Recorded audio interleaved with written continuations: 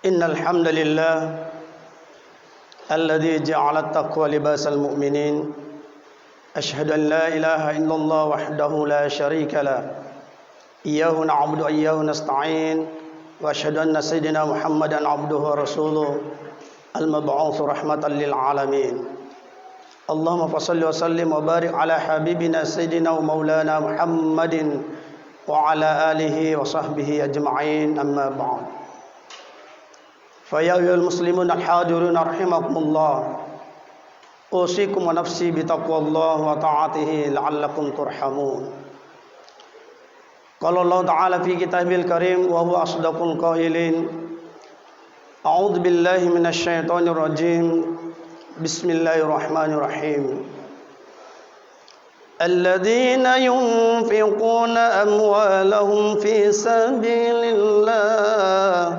ثم لا يتبعون ما أنفقوا منا ولا أذى لهم أجرهم عند ربهم ولا خوف عليهم ولا هم يحزنون قول معروف ومغفرة خير من صدقة يتبعها أذى والله غني حليم وقال رسول الله صلى الله عليه وسلم ثلاثة لا ينظر الله إليهم يوم القيامة العق لوالديه ومدمن خمر والمنان بما أعطى صدق الله العظيم وصدق رسول الله الكريم ونحن على ذلك من الشاهدين والشاكرين والحمد لله رب العالمين.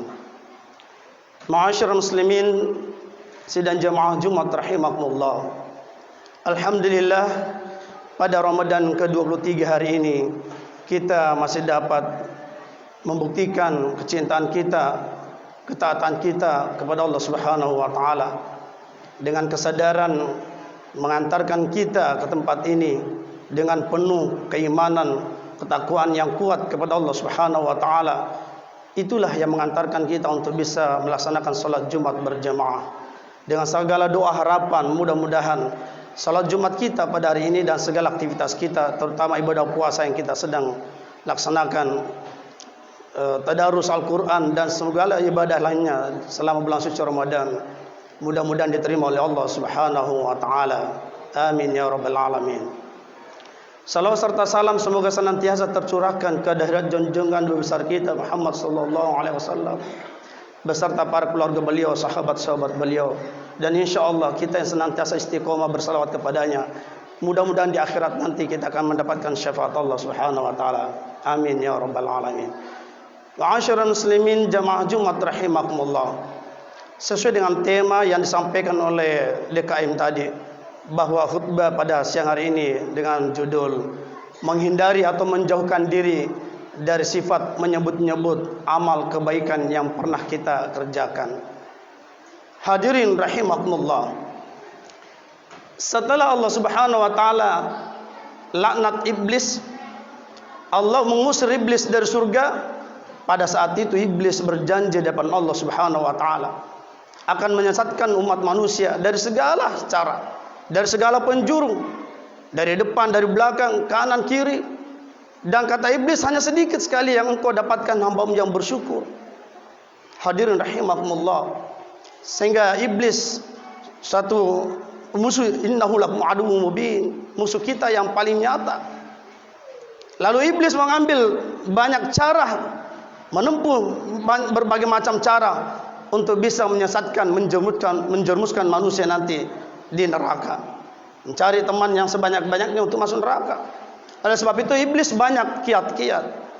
Hadirin jamaah Jumat rahimakumullah, banyak anak panah iblis untuk bisa menggoda, menyesatkan, menjerumuskan manusia ke jalan yang benar. Salah satunya atau di antara kiat iblis itu, yang pertama adalah tazinul amal. Bagaimana manusia memandang baik perbuatan yang buruk. Iblis menjadikan perbuatan buruk itu indah di depan manusia, di mata manusia. Sehingga manusia memandang perbuatan itu biasa-biasa saja, bahkan sesuatu yang dianggap diketawain saja. Padahal itu perbuatan buruk, kejahatan, maksiat, bahkan perbuatan yang dibenci oleh Allah Subhanahu wa taala. Ma'asyiral muslimin rahimakumullah. Kemudian ada sifat riya. Riya merupakan juga pintu masuknya iblis untuk menggoda manusia. Riya itu sifat baik sebelum, pada saat, dan setelah perbuatan. Lalu yang ketiga ada tulul amal. Manusia selalu berangan-angan saja, panjang cita-cita, panjang harapan, tetapi tidak ada usaha. Beda dengan cita-cita, tapi hanya panjang angan-angan saja. Nanti kalau saya sudah pulang haji, nanti kalau saya ini, nanti kalau saya ini, selalu nanti, tapi nggak terselesaikan, tidak akan bisa dilaksanakan. Sehingga yang keempat, tipu daya iblis adalah taswifut taubah. Pada akhirnya manusia menunda-nunda taubat. Hadirin rahimakumullah. Untuk yang kedua yaitu sifat riya. Hadirin, ini adalah bulan Ramadan. Banyak ujian yang dapat bisa kita hadapkan, kita hadapi. Terutama di saat kita melaksanakan ibadah kepada Allah Subhanahu wa taala. Ibadah makdo, ibadah sosial, ibadah muamalah. Ini kita harus betul-betul ekstra hati-hati. Jangan kita berpikir bahwa kita melaksanakan sholat di masjid atau membaca Al-Quran di rumah di masjid, membantu orang lain, membantu kesusahan orang lain dan sebagainya, lalu kemudian kita terbebas dari godaan iblis, terbebas dari bujuk rayuan iblis. Tentu tidak, hadirin sekalian, karena memang ini janji iblis, tipu daya iblis untuk menyesatkan, untuk merusak amal ibadah manusia. Yaitu salah satu pintunya adalah sifat riya.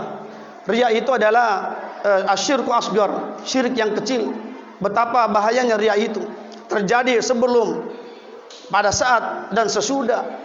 Hadirin rahimakumullah. Jadi di bulan Ramadan ini banyak kita harus berhati-hati. Banyak orang pada saat sudah melakukan suatu kebaikan, dia misalnya sudah pernah membantu ponakannya sekolah. Satu kalimat contoh, mungkin dalam keadaan dia kesel atau marah atau jengkel, lalu dia berkata misalnya seperti ini, kalau bukan dulu paman, kalau bukan tantemu yang nyekolahin kamu, bukan paman yang didik kamu, kamu tidak akan menjadi orang seperti ini. Sia-sia dan sekalian. Macam-macam lagi menyakiti hati orang lain. Betul dia bantu saudaranya, dia bantu tetangganya, tapi di belakang itu dia bisik-bisik, dia omongin orang, dan bahkan di depan orang banyak, orang yang dibantu itu, orang yang diberikan bantuan itu, lalu disakiti hatinya, diomongin, bahkan bisa dicaci maki depan orang banyak. Hadirin ma'asyiral muslimin jamaah Jumat rahimakumullah. Inilah yang salah satu tipu daya iblis, yaitu sifat riya. Banyak sekali terjadi, hadirin sekalian. Oleh karena itu Allah Subhanahu wa taala dalam Al-Qur'an surat Al-Baqarah 262 yang khatib bacakan di awal tadi. Bismillahirrahmanirrahim. Alladzina yunfikuna amwalahum fi sabilillah, yaitu orang-orang yang menafkahkan sebagian harta mereka di jalan Allah. Summa la yutbi'una ma anfaqu manna wala adza. Kemudian mereka tidak mengikuti perbuatan menafkahkan hartanya itu manna wala adza, dengan tidak menyebut-nyebut, tidak menceritakan kepada orang lain, baik kepada tetangga, saudaranya atau keluarganya sendiri, wala adza, dan juga tidak menyakiti hati orang yang dibantunya.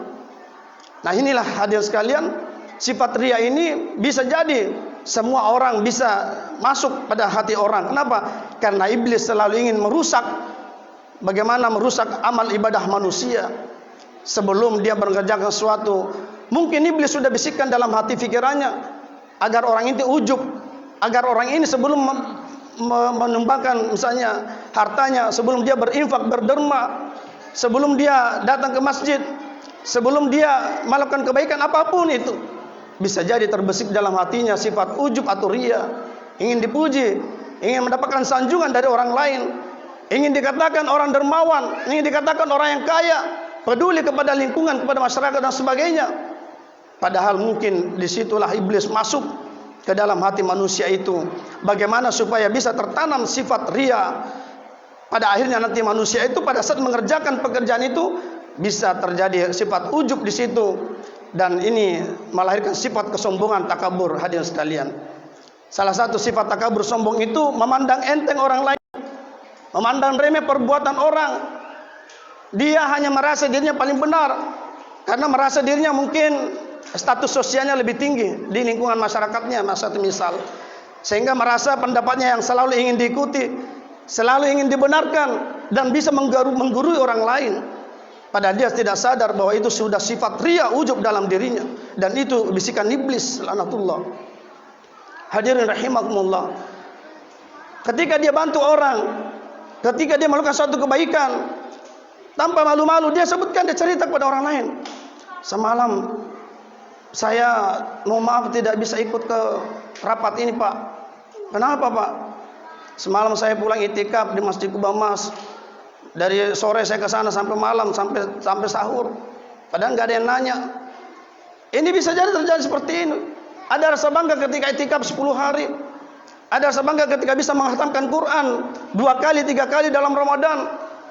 Merasa paling khusyuk puasanya, merasa paling benar perkataannya dan sebagainya. Merasa dia yang paling berderma di komplek, di lingkungan masyarakat, paling peduli terhadap lingkungan dan lain sebagainya. Hadirin sekalian, ketika orang menyebut-nyebut namanya, ketika orang menyebut-nyebut kebaikannya, ada rasa bangga, rasa ujub, rasa ria, dan semakin termotivasi untuk melakukan kebaikan itu. Padahal di balik itu, disitulah ada sifat ria yang ada. Dan pada akhirnya hadirin sekalian, orang tersebut ada indikasinya.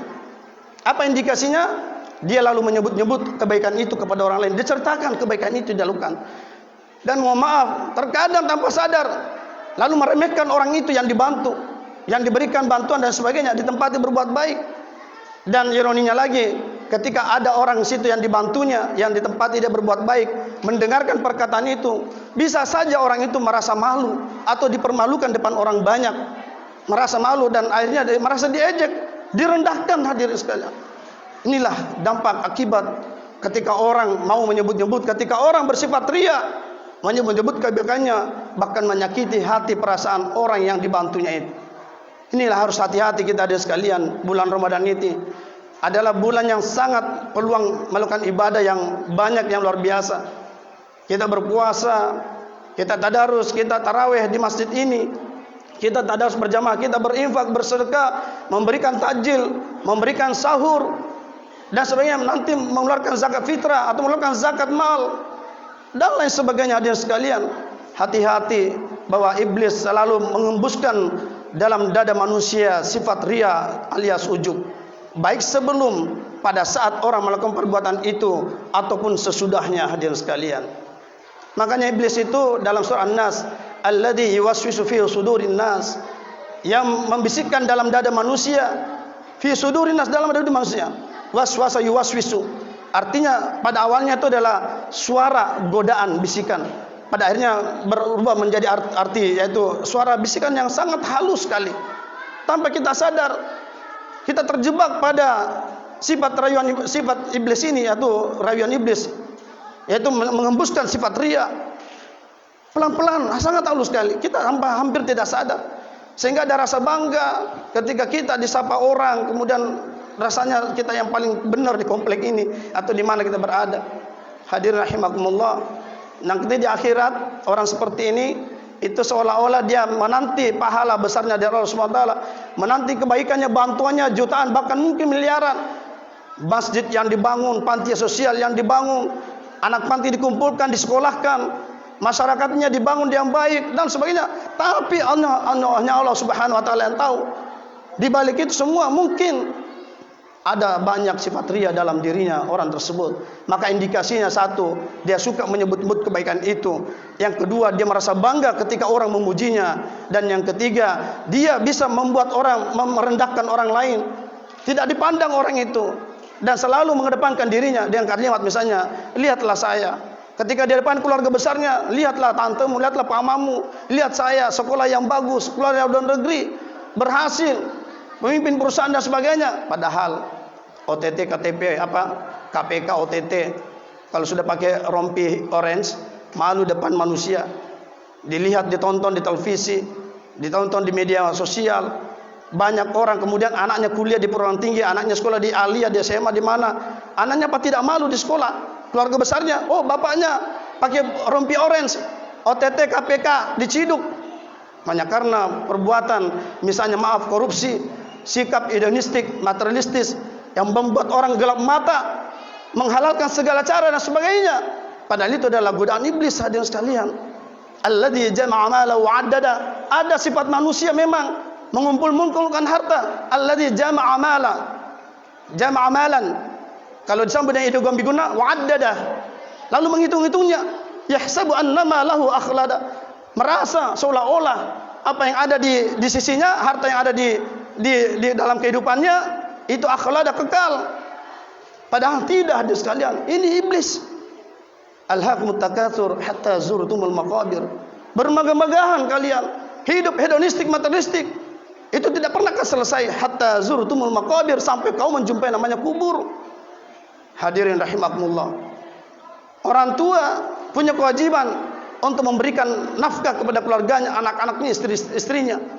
Tetapi nafkah yang halal, dengan cara yang baik, dengan jalan yang baik, dengan tujuan yang baik pula, yang diridhai oleh Allah Subhanahu wa taala.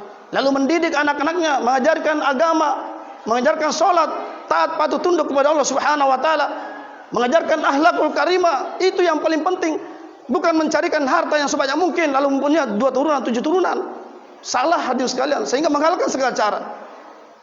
Allah Subhanahu wa taala sudah memberikan rezeki setiap makhluknya. Jangankan manusia adalah makhluk yang memiliki akal fikiran, dikaruniai akal sehat pikiran, bisa berkarya, bisa berkreasi, bisa berinovasi dan sebagainya.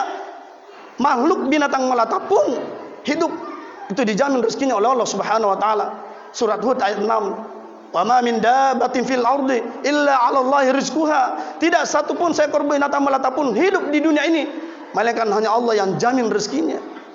Hadirin rahimakumullah. Kembali masalah riya ini, kita harus ekstra hati-hati hadirin sekalian. Jangan sampai ibadah puasa kita kelihatan khusyuk, tarawih kita, tadarus kita dan sebagainya. Ibadah sosial kita di masyarakat, di komplek, di lingkungan, di kantor, di mana kita beraktivitas, ternyata sia-sia di hadapan Allah Subhanahu wa taala.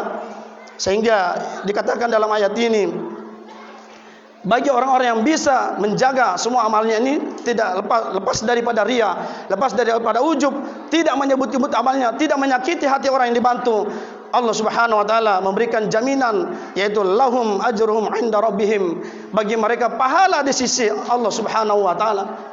Kita tidak mau disia-siakan pahala puasa kita, ibadah Ramadan kita di hadapan Allah Subhanahu wa taala. Wala khaufun 'alaihim wa lahum yahzanun.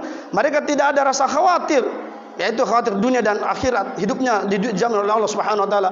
Walahum yahzanun, mereka juga tidak dilanda kesedihan. Kenapa? Karena yakin kepada Allah Subhanahu wa taala, amalnya dijaga baik dari depan Allah Subhanahu wa taala. Dan di sini Allah Subhanahu wa taala mewanti-wanti pada ayat 263, qaulun ma'rufun wa maghfiratun khairum min shadaqatin yatba'uha 'adza.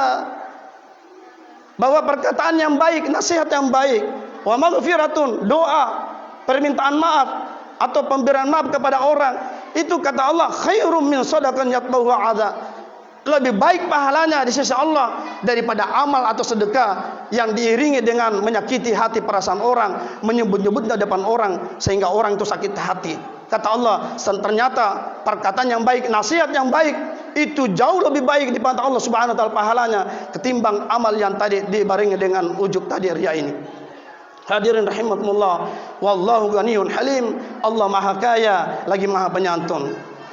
Ya ayyuhalladzina amanu la tubtilu shadaqatikum bil manni wal adza. Wahai orang-orang beriman, janganlah kau rusak, jangan kau hancurkan, jangan kau rusak sedekahmu, amal perbuatanmu itu, amal sedekahmu itu bil manni wal adza, dengan menyebut-nyebut dan menyakiti hati orang. Kalladzi yunfiqu malahu ria'an nasi, seperti orang menafkahkan hartanya riya di depan manusia. Wala yu'minu billahi wal yaumil akhir, dan tidak beriman kepada Allah Subhanahu wa taala dan yaumil akhir. Kalau dia beriman, dia jaga amalnya, dia jaga keikhlasannya, tidak akan pernah menyakiti hati orang, seolah-olah apa yang dikasih orang, dibantu orang, kebaikan yang dilakukan seolah tangan kanan memberi tangan kiri tidak tahu dan lain sebagainya, tidak ada dipikirkan karena semata-mata ikhlas kepada Allah Subhanahu wa taala. Famathaluhu kamathali safwanin alaihi turabun fa asabahu wabilun fatarakahu sadda. Hati-hati hadirin sekalian, kata Allah Subhanahu wa taala, orang yang beramal, orang yang berinfak, orang yang membantu orang lain diikuti dengan menyebut dan dengan sifat riya, menyakiti hati orang. Kata Allah Subhanahu wa taala, kama tali safwani alaihi turab, seolah-olah seperti ada sebuah batu licin. Ada sebuah batu licin, di atasnya ada turab, ada tanah, ada pasir. Lalu fa asabahu abilun fatarakahu salda, lalu datang hujan lebat menimpa batu licin itu, lalu tanah atau pasir di atas batu licin itu hilang beramburan tanpa bekas. Demikianlah orang yang berbuat melakukan amal perbuatan yang dengan ujub, dengan ria, dengan menyakiti hati orang itu, seolah-olah hilang, tidak ada bekas pahalanya. Sehingga Allah tutup ayatnya mengatakan fatarakahu salda la yaqdiruna ala syai'in mimma kasabu, mereka tidak kuasa terhadap sesuatu apapun, mimma kasabu, terhadap apa yang mereka kerjakan. Dia tidak bisa perhitungkan amalnya, tidak bisa menahan amalnya ketika Allah sia-siakan amalnya itu karena sifat ria, sifat ujub dan lain sebagainya. Wallahu la yahdil qaumal kafirin, dan Allah tidak memberi petunjuk bagi kaum atau orang-orang yang kafir. Hadirin rahimakumullah, khatib nutup dengan sebuah Rasulullah SAW bahwa ada tiga, salah satu la yanzurullahu ilaihim yaumal qiyamah. Ada tiga tipe manusia di mana Allah tidak akan melihat mereka nanti di yaumil qiyamah. Yang pertama, al-aqu liwalidayhi, anak durhaka kepada orang tuanya. Fenomena sekarang banyak orang menghakimi orang tuanya, bahkan membunuh orang tuanya. Auzubillahi min dzalik. Hadirin yang kedua, wa mudminu khamrin, gemar suka minum minuman khamar, miras dan sebagainya, dan ini sangat merusak. Al-Maidah ayat 99:1, innamal khamru wal maisir wal ansab wal azlamu rijsum min amal syaitan fajtanibu. Tinggalkan khamar, judi, mengundi nasib, menyembelih hewan kurban atas nama berhala dan sebagainya. Itu adalah rijsun, perbuatan keji, min amal syaitan, perbuatan dari perbuatan syaitan. Perintah Allah fil amar fajtanibu, jauhilah, hindari dan lain sebagainya, la'allakum tuflihun, agar kalian menjadi orang-orang beruntung. Hadirin rahimakumullah, mudah-mudahan kita semua bisa menjaga diri kita dari sifat ria, ujub, dari sifat dengki, dari sifat yang bisa tergesa-gesa, yang bisa memandang remeh orang lain, apalagi membantu orang beramal saleh hanya karena ria, ujub, dan menyakiti, menyebutnya di depan orang dan menyakiti perasaan orang yang dibantu. Mudah-mudahan amal kita selamat dari depan Allah Subhanahu wa taala. Di akhir Ramadan ini mari kita senantiasa menjaga mawas diri terhadap segala amal aktivitas kita, ibadah kita kepada Allah Subhanahu wa taala, dan berdoa mudah-mudahan kita dijauhkan dari sifat-sifat itu dan diterima amal ibadah kita di hadapan Allah Subhanahu wa taala. Amin ya rabbal alamin. Barakallahu li wa lakum fil Qur'anil azim wa nafa'ani wa iyyakum bima fihi minal ayati wadh-dhikril hakim. وتقبل مني ومنكم تلاوته إنه السميع العليم. أقول قولي هذا فاستغفروه إنه هو الغفور الرحيم. رمضان